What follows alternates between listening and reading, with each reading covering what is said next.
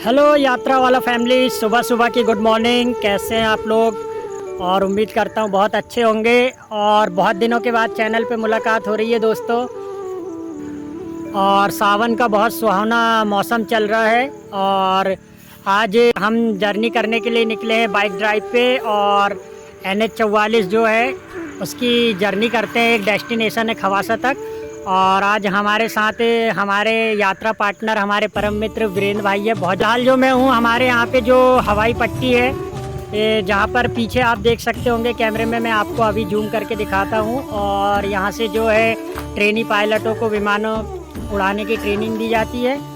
और सावन का महीना चल रहा है दोस्तों, बहुत खूबसूरत माहौल है, प्रकृति की अनुपम छटा है। और आप हमारे तरफ चारों तरफ देखेंगे हरियाली हरियाली है, इतनी अच्छी ग्रीनरी है कि मन बहुत खुश है। और मैं मिलाता हूँ आपको वीरेंद्र भाई से।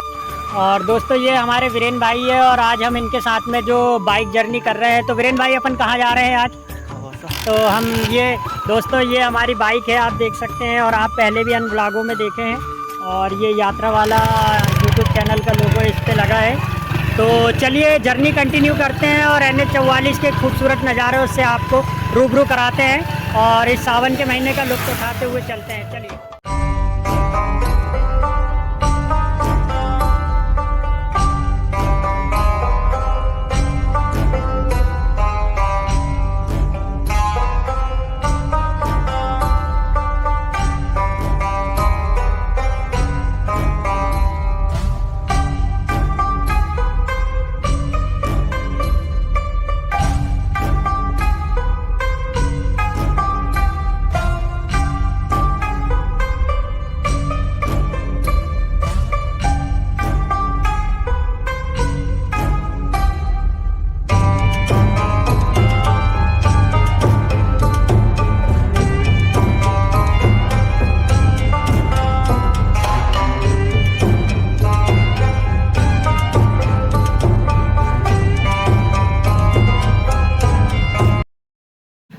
और दोस्तों फाइनली हमारी यात्रा शुरू हो चुकी है NH 44 से।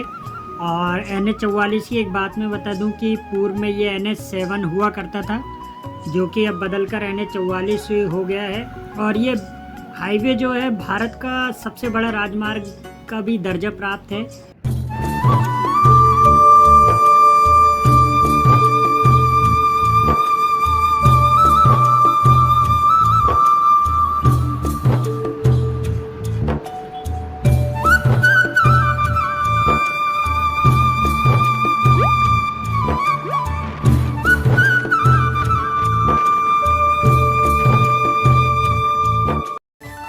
पूर्व में जो ये NH 7 हुआ करता था, जिसकी कुल लंबाई उत्तर प्रदेश से कन्याकुमारी के बीच में 2369 किलोमीटर के लगभग थी। और ये वाराणसी से शुरू होकर कन्याकुमारी में ख़त्म होता था, जो कि 7 राज्यों से होकर गुजरता था, जिनमें उत्तर प्रदेश, मध्य प्रदेश, महाराष्ट्र, तेलंगाना, तमिलनाडु, कर्नाटका और आंध्र प्रदेश होकर के ये जो है मार्ग गुजरता था।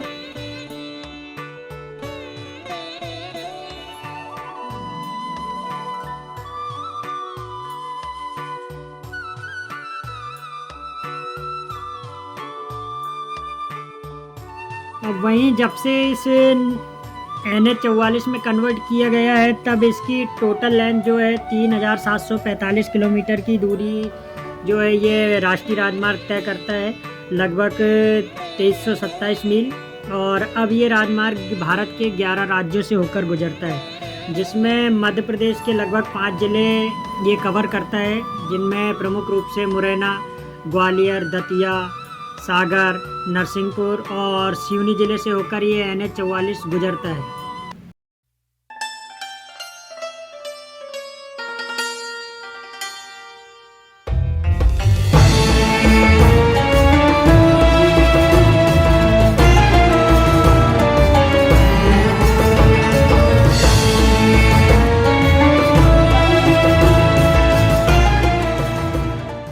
और इस हाईवे के बारे में एक खास बात मैं आपको बता दूं कि ये भारत का पहला और विश्व का सबसे लंबा soundproof eco friendly animal underpasses highway है, जो कि हमारे सिवनी ज़िले से गुजरता है। और ये बहुत गर्व की बात है क्योंकि इसके जो अंडर पासेस वाला भाग आता है वो हमारे सिवनी ज़िले के अधीनस्थ क्षेत्र में आता है और आधा भाग जो है महाराष्ट्र बॉर्डर पर इसका पड़ता है फॉरेस्ट रिजर्व क्षेत्र में। अभी हम जिस हिस्से पे चल रहे हैं ये मोहगांव से खवासा के बीच पड़ने वाले पैंच टाइगर रिजर्व फॉरेस्ट का ये पैंच काना कॉरिडोर वाला हिस्सा है, जहाँ से जो है दोनों टाइगर रिजर्व के बीच में टाइगर के साथ साथ जो अन्य जंगली पशु हैं वो इस कॉरिडोर से एक क्षेत्र से दूसरे क्षेत्र की ओर आवागमन करते हैं। और यही कारण रहा है कि इन्हीं जंगली जानवरों के आवागमन में कोई बाधा हो या व्यवधान ऐसा ना पड़े, जिसके लिए काफ़ी सोच विचार और रिसर्च करने के बाद में जो है इस इको फ्रेंडली हाईवे का निर्माण वाला ये हिस्सा बनाया गया है। और इस हिस्से से गुजरने के बाद में जो है यहाँ के नज़ारे अपने आप में मन मोह लेते हैं यहाँ से गुजरने वाले राहगीरों का।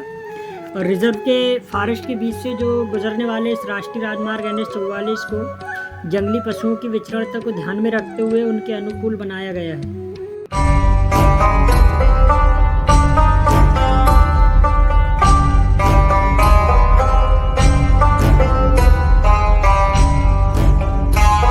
यहाँ हाईवे के नीचे जो अंडर पासेज बनाए गए हैं उन अंडर पासेज में पूर्ण रूप से जो है प्राकृतिक वातावरण के माहौल में तैयार किया गया है, ताकि यहाँ से गुजरने वाले जानवर को किसी प्रकार का एहसास ना हो कि ये कोई संरचना मानव निर्मित है। वहीं हाईवे के दोनों ओर लगभग 10-10 फीट जो ये आप देख रहे हैं ग्रीन ग्रीन, ये नोज़ बैरियर इन्हें कहा जाता है, जो कि साउंड प्रूफ सीट है। और इन्हें इसलिए कवर किया गया है कि उधर से जंप करके जो भी वन पशु इस हाईवे सड़क पर ना आ जाए और जिससे उनका एक्सीडेंट वगैरह होने का खतरा ना बने। वहीं हाईवे से जो वाहन गुजरते हैं इनसे जो आवाज़ निकलती है उससे विचरण करने वाला जानवर भी परेशान ना हो, इस कारण से इन नोज़ बैरियर से ये जो वॉल है ये कवर करके रखी गई है।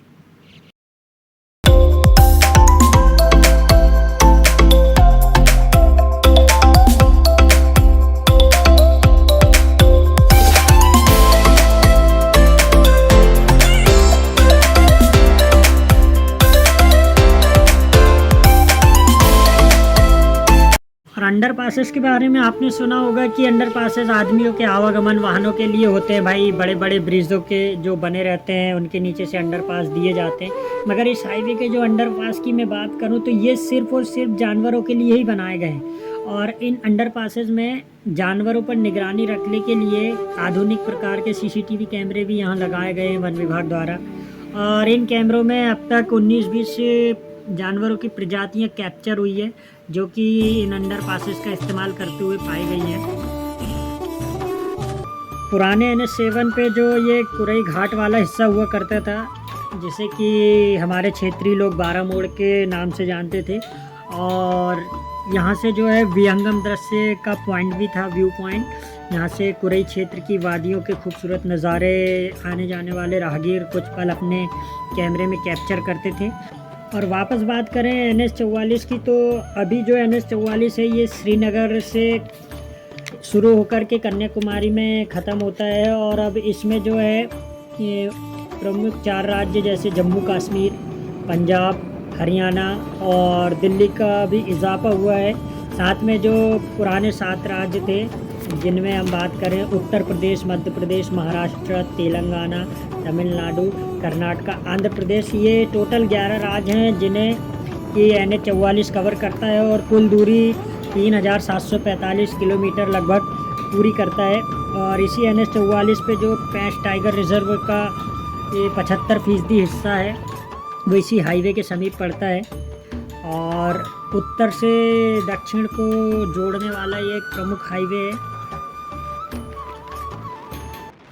और इसी हाईवे में चलते चलते जो सिवनी ज़िले की लास्ट डेस्टिनेशन जिसे बॉर्डर कहा जाता है वो खवासा बॉर्डर पड़ता है। और आज की हमारी जर्नी भी जो है खवासा बॉर्डर तक की होने वाली है, और इसके बाद में जो है महाराष्ट्र राज्य की सीमा लग जाती है।